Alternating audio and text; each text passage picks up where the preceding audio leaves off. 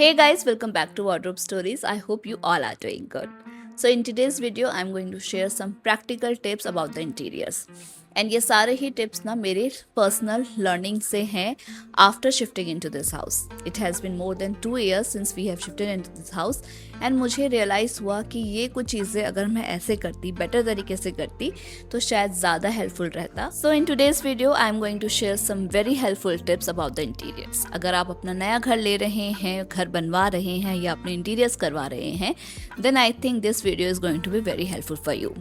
And अगर आप मेरे चैनल पे न्यू हैं then please subscribe to my channel and hit the bell icon ताकि मेरी सारी वीडियो के अपडेट्स आपको टाइम टू टाइम नोटिफाई हो जाए. आप मुझे इंस्टाग्राम पे भी फॉलो कर सकते हैं for more home decor ideas. So let's start with the kitchen first. Kitchen is the heart of the home and ये एक ऐसी जगह है ना जो कि बहुत ही ज़्यादा फंक्शनल तरीके से बनवाना बहुत ज़रूरी है, तभी आपकी लाइफ सॉर्टेड रह सकती है. Otherwise every now and then you will trouble a lot while working in the kitchen. As you can see I have L shape kitchen and यहाँ पे आप देख सकते हो एक जगह पे गैस स्टोव है, साथ ही यहाँ पे एक माइक्रोवेव है एंड यहाँ पे आपको जो है सिंक देखने के लिए मिलेगी. तो बहुत कम काउंटर स्पेस मिलता है काम करने के लिए. घर में जब भी ज़्यादा गेस्ट वगैरह आ जाते हैं तो बहुत कम स्पेस मिलता है. जैसे कि अगर आपको बहुत सारे लोगों का खाना बनाना है, बर्तन ज़्यादा हो गए हैं तो रखने के लिए जगह नहीं मिलती है. जस्ट थोड़े से बर्तन रखने के बाद ही पूरी किचन ऐसा लगता है कि फुल है, क्लटर्ड है. तो बहुत कम काउंटर स्पेस यहाँ पे मिलती है जो over a period of time बहुत ही ज़्यादा इरिटेटिंग लगने लगता है. So after working for 2 years in this kitchen I realised कि किचन का जो शेप है, काउंटर टॉप का जो शेप है वो बहुत ज़्यादा मैटर करता है. तो जब भी आप अपनी किचन प्लान करें तो इस तरह से करें कि आपको ज़्यादा से ज़्यादा काउंटर टॉप स्पेस मिल सके. एंड मेरी किचन के अपोजिट साइड पे फ्रिज है, पेंट्री यूनिट है एंड एक आईकिया की यूनिट रखी हुई है ताकि मुझे थोड़ी सी स्टोरेज मिल सके. तो यहाँ पे ना हम लोग के पास बिल्कुल भी स्कोप नहीं था कि यहाँ इस साइड पे हम काउंटर टॉप बनवा पाएँ क्योंकि वहाँ पे डोर आ जाता है. एंड इस किचन का जो साइज़ है वो है 8x10 जो कि एक डिसेंट साइज माना जाता है किचन के लिए. एंड क्योंकि ये एल शेप है तो काउंटर टॉप आपको कम मिलता है काम करने के लिए. वहीं अगर ये किचन इस तरह से पैरेलल काउंटर टॉप के साथ होती या फिर इसमें यू शेप काउंटर टॉप होता तो ज़्यादा स्पेस मिलता काम करने के लिए एंड आपकी जो किचन है वो ज़्यादा स्पेशियस फील होती. तो जब भी इंटीरियर करवाएं, घर बनवाएं तो गो फॉर यू शेप या फिर पैरेलल किचन जिसमें कि आपको ज़्यादा स्पेस मिलेगा काम करने के लिए. सो किचन काउंटर टॉप के बाद I would suggest you guys to give a nice lighting to your kitchen. Most importantly cabinets में ज़रूर लाइट्स ऐड करवाइए, चाहिए तो स्पॉटलाइट ऐड कराइए या फिर इस तरह की प्रोफाइल लाइट आप ऐड करा सकते हैं, जिसकी वजह से जो कैबिनेट्स हैं वो बहुत अच्छी ग्लोई लुक देते हैं. साथ ही चीज़ों को ढूंढना भी आसान हो जाता है एंड बहुत अच्छा लुक जो है आपकी किचन को मिलेगा. साथ ही इस तरीके की प्रोफाइल लाइट ज़रूर लगवाइए बिकॉज किचन में काम करना ईजी हो जाता है एंड जितनी ज़्यादा लाइट होती है किचन में एक अच्छा एंड पॉजिटिव एनवायरनमेंट क्रिएट होता है. सो जिस टाइम पे मैं अपना इंटीरियर करवा रही थी तो मेरे डिज़ाइनर ने मुझे पूछा था कि if you want a light inside the cabinet, that time I said कि मुझे नहीं चाहिए. ऑल्सो उसका एक रीज़न ये भी था कि she was suggesting spotlight and वो जो शेल्फ्स थी वो जो है ग्लास शेल्फ सजेस्ट कर रही थी.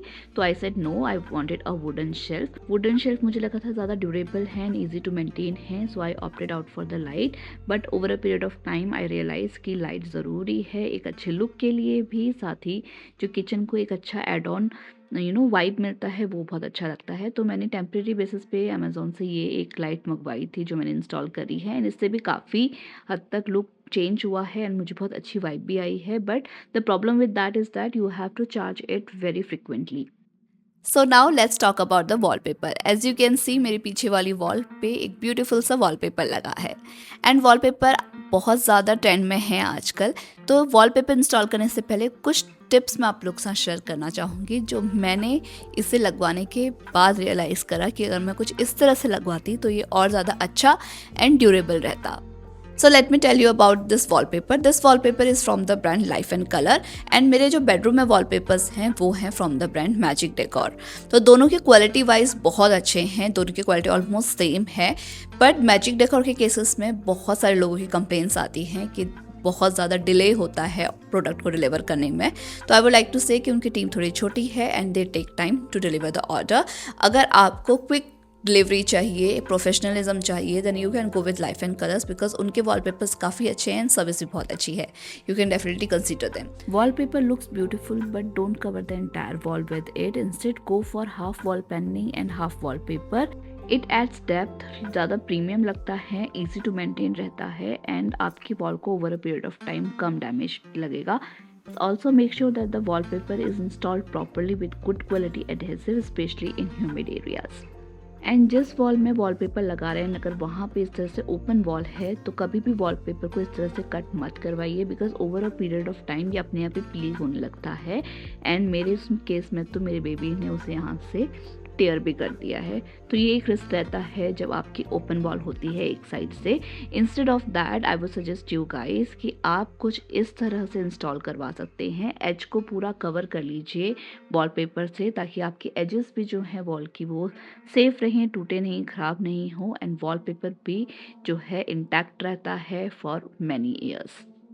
सो ये एक इम्पॉर्टेंट टिप है आपके वॉलपेपर की लाइफ को ज़्यादा ड्यूरेबल बनाने के लिए. एंड ये मुझे बाद में समझ में आया था क्योंकि जब मैंने पहले अपने लिविंग रूम का वॉलपेपर लगवाया था that time I didn't realise कि ऐसा मुझे करना चाहिए. But after that I realise कि ये इस तरह से वॉलपेपर लगाना ज़्यादा अच्छा है. तो मैंने अपने बेडरूम में कुछ इस तरह से इसे करवाया था. तो ये एक टिप आप ज़रूर याद रखिए जब भी आप अपना वॉलपेपर इंस्टॉल करवा रहे हैं. इंटीरियर के टाइम पे सबसे ज़्यादा जो फोकस है वो शू रैक पे डालिए बिकॉज बहुत इंपॉर्टेंट होता है एंड बहुत फंक्शनल होना चाहिए, स्पेशियस होना चाहिए कि ज़्यादा से ज़्यादा चीज़ें अकोमोडेट कर पाए. तो मेरे पास 2 शू रैक हैं, एक तो जो मैंने एंट्री पे रखा है और एक जो है मेरे फॉर एरिया में है. सो मेरी एंट्रेंस पे हमने ये शू कैबिनेट रखा है जो कि अमेज़ॉन से है. And over a period of time I realise कि ये बहुत छोटा है, डेली वेयर के शूज़ रखने के लिए बहुत कम स्पेस हो जाता है.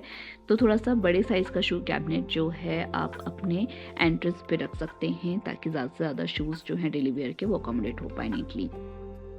सो मेरे फॉर एरिया में ये शू कैबिनेट है जो कि हम लोगों ने कस्टमाइज़ करवाया था. इसकी हाइट है 4 फीट एंड इसकी जो विड्थ है वो है 5 फीट. तो काफ़ी बड़ा शू कैबिनेट है एंड आइडली इससे बहुत सारे शूज़ जो हैं वो अकोमोडेट होने चाहिए बट इसमें नहीं होते हैं. We are suffering a lot. So इस तरह के फ्लिप वाले शू कैबिनेट्स बहुत कॉम्पैक्ट दिखते हैं एंड देखने में बहुत फैसिनेटिंग लगते हैं. बट इनकी जो एक ड्रॉबैक है वो ये है कि सारे तरीके के जो शूज़ हैं वो इसमें फिट नहीं होते हैं. एक तो बहुत कम स्टोरेज है, साथ ही अगर आप कुछ इस तरीके के स्लीपर्स इसमें रखना चाहते हैं, स्टोर करना चाहते हैं तो वो नीचे गिर जाती हैं उस स्पेस से. तो इस बहुत ज़्यादा प्रॉब्लम आती है इस तरीके के स्लीपर्स को इसमें रखने में. साथ ही हार्ड टू क्लीन है ये कैबिनेट. बहुत कम स्टोरेज फ्लेक्सिबिलिटी आपको दिखता है. जैसे कि आप देख सकते हैं सिर्फ 12 शूज़ ही इस पूरे स्पेस में अकोमोडेट हो पाए हैं. सो बिल्कुल भी फंक्शनल नहीं होते इस तरीके के shoe cabinet. And I would recommend you guys कि इस तरीके के शू रैक्स को आप इंस्टॉल करवाएं. जब भी बनवाएं इस तरीके के शू रैक्स बनवाएं जो कि ज़्यादा शूज़ अकोमोडेट करेंगे. My next experience is with the mirror, especially with the washroom mirrors. तो frameless mirrors जो हैं वो sleek लगते हैं और अच्छे लगते हैं initially तो, but over a period of time इनको जो है moisture damage करता है इनकी edges को.